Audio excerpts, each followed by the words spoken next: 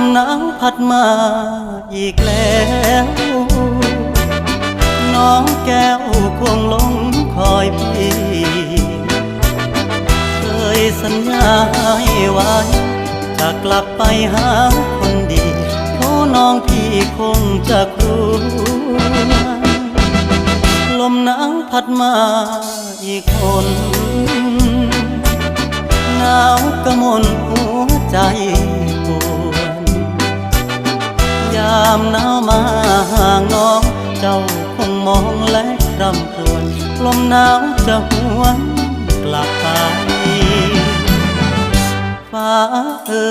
ยโปรดเห็นฟ้าโปรดเป็นพยานให้ความรักยังไม่คลอนนิรันดร